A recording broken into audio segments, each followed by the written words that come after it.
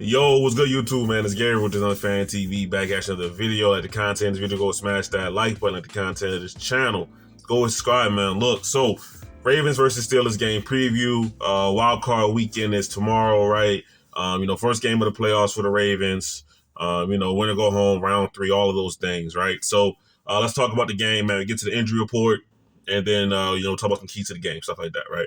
So for the injury report, really for both sides, all the key players are going to be there pretty much, except for obviously for the Ravens, Zay Flowers, right? So John Harbaugh announced officially that Zay Flowers is out. He announced that yesterday. But if there's a chance that the Ravens, win this game, right, go on to play next week, that Zay Flowers could be able to suit up for that game, right? In what capacity, we don't know, but at least for this week, he's out, right? So, big blow for the Ravens offense.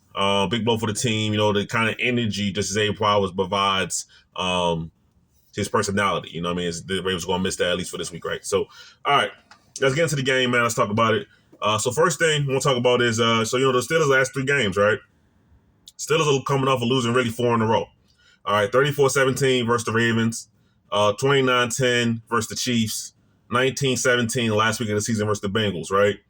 And then they lost the game before that. I believe that was to the Eagles, all right? They've lost four straight. Like I said, they have not scored over 17 points during this stretch. All right, so that kind of Russell Wilson bump that they had has kind of fallen off a little bit over this past month. Now it's the playoffs; things are different. That don't really mean anything to me, but it is that something that we gotta notice, gotta take note of going into this game, right? We got to bring it up. Okay, all right. And I'm not going to go through all the stats, whatever. This is the third time we played the Steelers. The stats ain't really changed that much since the last time we played them 3 weeks ago. All right. So we'll just talk about the keys to the game. Okay. So keys to the game. First one, we're going to talk about the offense. All right. So for the offense, it's play your game. Right. So play your game. Right. This year the Ravens have once again the number one rushing attack due to Derrick Henry, due to Lamar Jackson. Lamar Jackson is a walking top two rushing attack in the league. Right. Then you put a Hall of Fame running back next to him. Derrick Henry goes for almost 2,000 yards. I think he was like 70, somewhere between 70 and 40 yards short of 2,000 yards this year, right? Crazy season for Derrick Henry. All right. But establish the run. Sounds corny, sounds lame, whatever, but that's the truth, right? The Ravens got to play their game, right? Last time the Ravens played the Steelers, Derrick Henry had 160 yards on the ground. He had a couple of explosive runs. So for the Ravens, that's going to be a key, right? Now, I don't think they're going to be able just to run it straight at the Steelers defense, right? I think their D-line is better than what our offensive line can do, especially in that interior kind of space, right? We're talking about the guards, obviously. All right. But kind of the zone, the whams, the traps that the Ravens, that Tom Mike has been put on the last couple of weeks. If the Ravens can get that kind of stuff going where the offensive line is hitting moving targets, that can open up the run game, right? I like the way that they have used the offense, used the run game creatively the last couple of weeks, right? We're not just straight up running Derrick Henry downhill. They're getting them to different angles to where it makes it tough for the defense, right? So I like what Tom Munkin has done in that because, you can be creative in the run game too, right? Tom Munkin has definitely upped the creativity in the run game. Hope to keep seeing that, all right? Second thing is mistake-free football, right? The Ravens, by and large, right, haven't been a team that makes a ton of mistakes in terms of turnover the football this year. Lamar Jackson only has 4 picks, right? Obviously, we could debate whether those picks were his fault. Really, that's irrelevant at this point. They weren't, but it's irrelevant at this point, right? Ravens didn't have too many fumbles, all right? So they had to continue to play that kind of football, right? Now, the Ravens, the area that they struggle with was penalties, all right? The Ravens cannot shoot themselves in the foot with a bunch of careless penalties this game. They can't do that, right? They just can't do that, okay? When I looked at the Browns game last week, Ravens had too many penalties. They had like 10. But the couple games before that, the Ravens were winning the penalty battle, right? The team that they were playing against, they were less penalized, right? That's been a rare occasion for the Ravens. But so when I saw the last couple of weeks, I said, okay, maybe they're rounding into shape for the playoffs. They're going to need to do that, right? The Ravens have a tendency, particularly in the playoffs, particularly on offense, to get in their own way, right? But if they can do that, if they can avoid doing that by playing mistake-free football, running the ball, and let Lamar Jackson beat him, which I have no worries about it. I think the Lamar Jackson's narrative in the playoffs is kind of, to me, it's kind of overblown. Right? If I'm gonna be quite honest with you, we don't have to go through the whole. I mean, we could talk about the history of it, honestly, right? The Chargers game, his rookie year. He was a rookie. A lot of rookies struggled in that fourth quarter. He played really well. 2019, the whole team looked shell shocked, but Lamar Jackson still put up almost 500 yards of total offense. Might have been over 500 yards of total offense, right? With what was it, 10 drops, something like that, eight to 10 drops that game. Buffalo game, he gets knocked out with a concussion. And then last year, the Chiefs game, that was one of the games once again where the entire offense looked shell shocked. To me, that Chiefs game last year was probably the one game where I was like, Lamar Jackson didn't do his best, right? To me, I'm being quite honest, right? Kind of forced some things, kind of pressed, got that antsy nature that he talked about earlier this week, right? So I'm not really worried about that, honestly, right? He's talked about it, he's learned from it, he's improved from it, where we're just not seeing that kind of pressing nature in Lamar Jackson's game. The Ravens have been down multiple scores at various points this year, and he's led them back to victory, right? So even that narrative of, well, when the Ravens get down, they got to throw the football, what are they going to do? Lamar Jackson has proven that that's not a narrative that you can hold to him anymore, right? So I'm not completely nervous about that, all right? But play your game, run the football. Let's start off with that, right? Derrick Henry wasn't brought here to have 6 carries in the playoffs, right? He needs to have 20 plus, okay? Mistake-free football, limit the penalties, no turnovers, okay? Win this game. Also, the second thing on offense is, Rashad Bateman, right? So with Zay Flowers being out, as I mentioned earlier, this is a game for Rashad Bateman to take the next step, right? I am one of the people that think Rashad Bateman has wide receiver one kind of potential on this team, right? It's really not a competition between him and Zay Flowers, who's better, who's this, who that.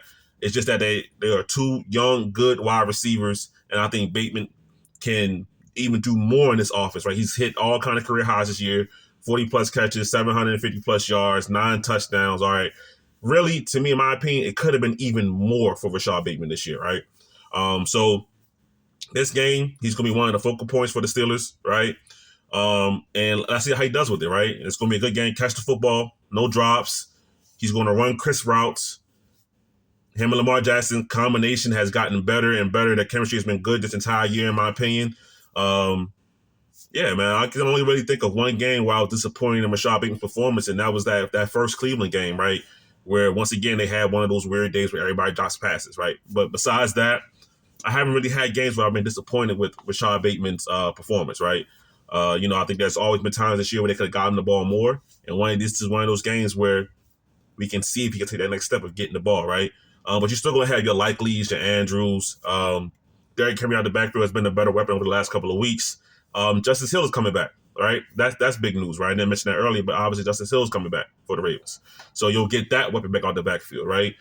Keaton Mitchell has done a lot to ramp up the last couple of weeks, so maybe we see some more Keaton Mitchell, right? The point is, the Ravens are going to miss Zay Flowers, but they have enough guys to step up to where they can still win this game and still be a kind of offense, that dominant offense that we've seen this year, right?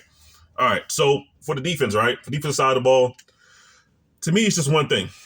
Take away the deep shot, right? Russell Wilson is a home run swinging kind of quarterback, right?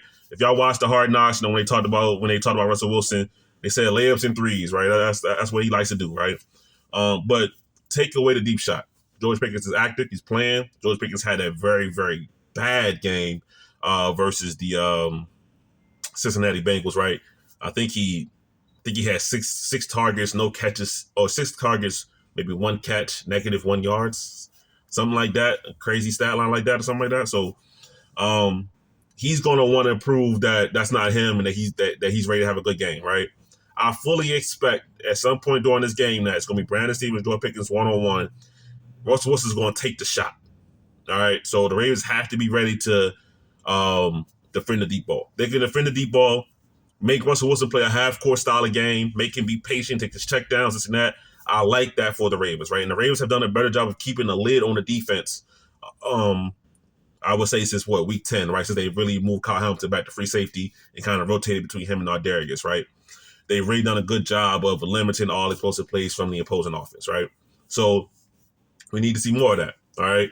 Steelers, they got decent running backs. You know what Najee could do. He had 1,000 yards again. Jalen Warren is coming back, playing well. But to me, it's about, can the Ravens take away the deep shot? They can take away the deep shot. It's going to force this Steelers offense that on a down-to-down basis still isn't that good, if we're being completely honest. People made a big deal about Russell Wilson coming in for Justin Fields early on in the year. Besides throwing the ball deep, which Justin Fields hasn't done as nearly as accurately as Russell Wilson, as Russell Wilson's best trait. Besides that, their offense to me isn't really that different. You know what I mean? So take away the deep shot. That's how you can really control this game. Okay. Now, X factors. X factors for the playoffs, right? I'm looking at three guys in particular. I already talked about all three of them, but this is the playoffs. Teams are going to target your weak points. Whatever is a weakness on your team, expect that to be amplified in the playoffs, because this is matchup-based football, right? This is the time of the year where we're going to see, can you have your weaker players step up and make plays for you, right? Or just have a competent game and not be exposed, okay?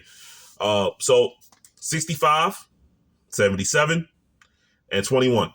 All right. Daniel Falele, so Patrick McCurry, Daniel Falele, Brandon Stevens. All right. This Steelers defensive line is going to get after it up front.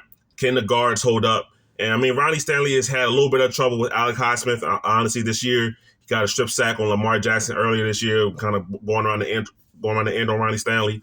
But mainly, I'm looking at the guards in the middle. All right. Falele, Pro Bowl alternate, is what it is with that, whatever. But McCurry coming back from injury, well, not really injury, but sickness. He didn't play one drive last week versus the Browns. He's going to need to get up to speed quickly. Okay. And Falele, he's going to have to deal with some stuff they're going to throw at him. I know they're going to throw stunts and twists and probably try to send Patrick Queen through the gap where Falele is, right? Try to confuse him. Okay.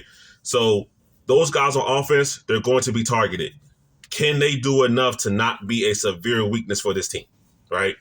All right, can they do enough to not be like, damn, these guys are killing the game right now?